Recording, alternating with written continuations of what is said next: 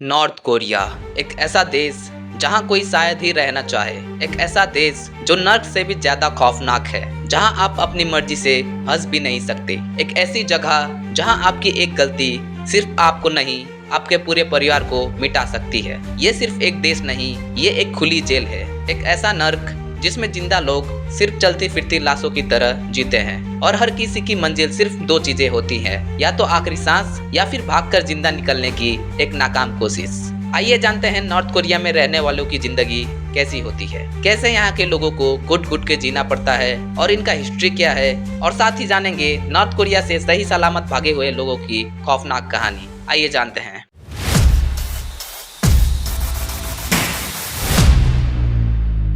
साल 1993 north Korea के एक गांव में जी हियोन पैदा हुई। उसका जीवन एक आम बच्चों जैसा था, जब तक गिल्ड बाय एसोसिएशन रूल के तहत उसके पिता पर साउथ कोरिया से संबंध होने का झूठा इल्जाम लगा। नॉर्थ कोरिया में ये रूल कहता है कि अगर एक व्यक्ति ने पॉलिटिकल अपराध किया है तो उसकी सजा उसके परिवार के 3 पीढ़ियों को भुगतनी पड़ेगी। इस वजह से पूरी फैमिली को जेल भेज दिया गया। सिर्फ 6 साल की उम्र में जी हियोन कैंप नंबर 18 पहुंची, जहां सुबह से रात तक मजदूरी करनी पड़ती थी।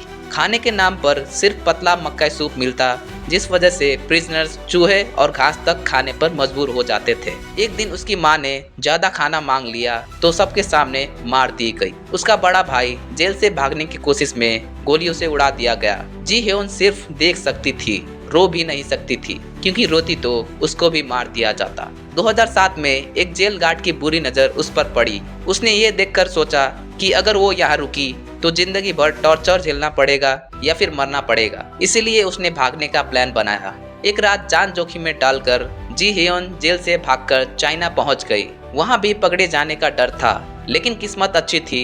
एक चर्च के लोगों की मदद से वो साउथ कोरिया पहुंच गई।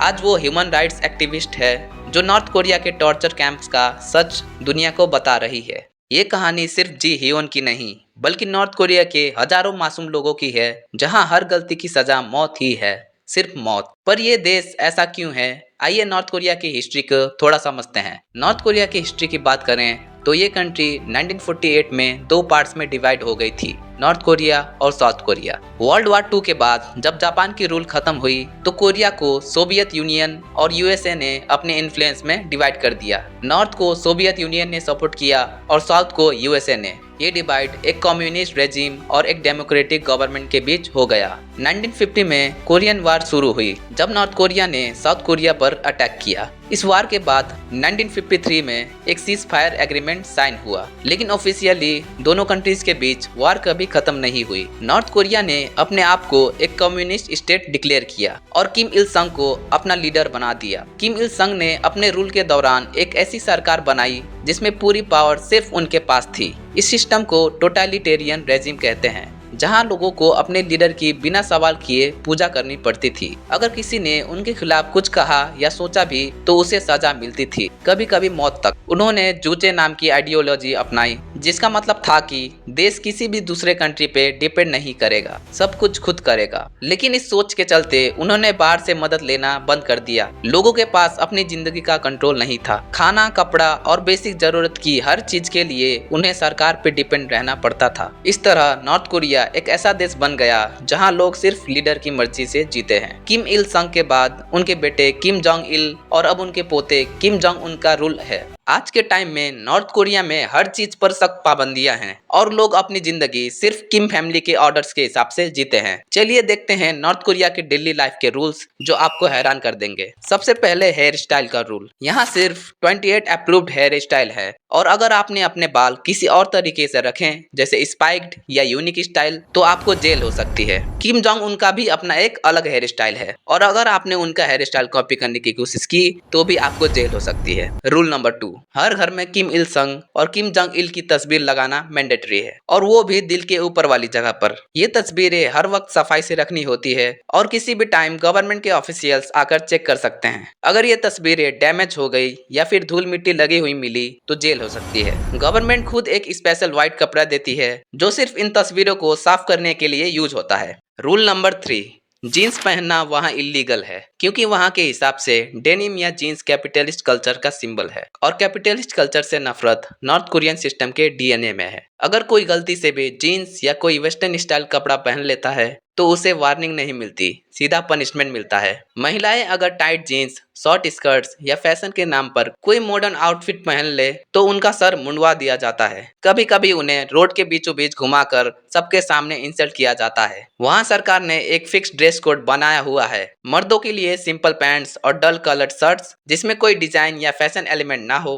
औरतों के लिए लूज फिट कपड़े, लंबाई में घुटने से नीचे तक और ऊपर से पूरा बॉडी कवर होना चाहिए। स्लिप्स ट्रांसपेरेंट ना हो, नेकलाइन हाई हो और सबसे इम्पोर्टेंट कोई वेस्टर्न इन्फ्लुएंस नहीं दिखना चाहिए। फैशन का मतलब ही वहाँ पर क्राइम है। रूल नंबर 4, नॉर्थ कोरिया में टीवी चैनल्स सिर्फ 3 हैं और वो भी सरकारी। इन चैनल्स पर सिर्फ 2 ही चीजें चलती हैं, या तो किम फैमिली की तारीफ या फिर दुनिया के खिलाफ झूठी खबरें। वहाँ कभी भी कोई एंटरटेनमेंट, न्यूज या दूसरी दुनिया का सच देखने को नहीं मिलता। अगर किसी के घर में साउथ कोरिया या किसी और फॉरेन कंट्री का टीवी सिग्नल, पेन ड्राइव या सैटेलाइट डिश मिल गया तो उस इंसान को तुरंत देशद्रोही घोषित कर दिया जाता है। कई लोग सिर्फ साउथ कोरियन ड्रामा या मूवीज देखने के लिए पकड़े गए और उन्हें फायरिंग स्क्वाड के सामने गोली मार दी गई।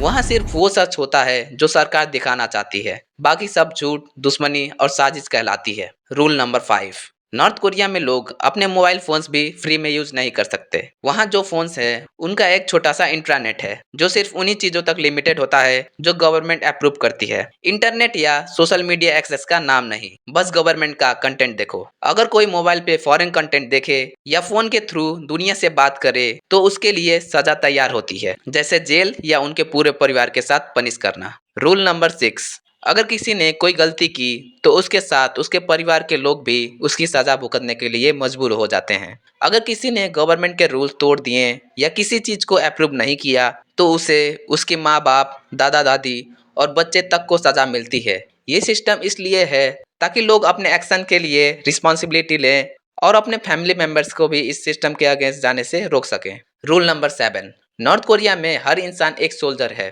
17 साल की उम्र से मिलिट्री सर्विस कंपलसरी है। 7 से लेके 13 साल तक मिलिट्री में रहना पड़ता है। वो भी इस बात पे डिपेंड करता है कि आप किस मिलिट्री ब्रांच में हो। लड़कियों के लिए भी मिलिट्री सर्विस मैंडेटरी है। उन्हें 5 से 8 साल तक आर्मी की ट्रेनिंग और ड्यूटी करनी पड़ती है। इसका मतलब है कि नॉर्थ कोरिया में स्कूल खत्म होते ही आर्मी के यूनिफॉर्म में उतरना पड़ता है। बचपन से ही बच्चों को मिलिट्री ट्रेनिंग मिलती है। 14 साल के स्टूडेंट्स तक को रेड यूथ गार्ड नाम का प्रोग्राम ज्वाइन करना पड़ता है, जिसमें उन्हें मिलिट्री ड्रिल्स, मार्चिंग और टैक्टिक्स सिखाई जाती है। चाहे मौसम कितना भी ठंडा हो या गर्मी हो, ट्रेनिंग कंपलसरी होती है।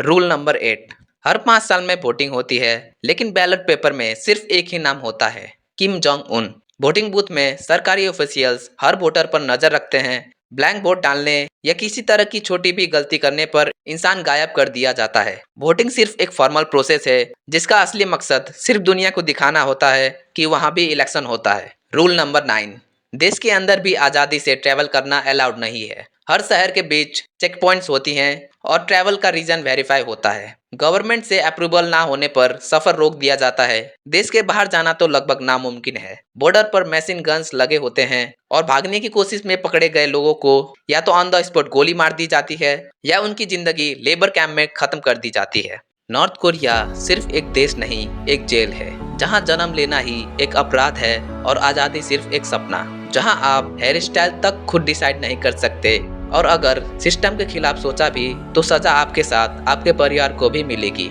ये वीडियो बनाना आसान नहीं था, लेकिन जरूरी था ताकि हम समझ सके कि दुनिया के हर कोने में फ्रीडम का मतलब अलग होता है। हमारे लिए जो नॉर्मल है वहाँ के लोगों के लिए वो सिर्फ एक ख्वाब है। अगर आप चाहते हो कि दुनिया को सच दिखे तो इस वीडियो को लाइक करो, शेयर करो और कमेंट करके बताओ क्या होता अगर आप नॉर्थ कोरिया में पैदा होते।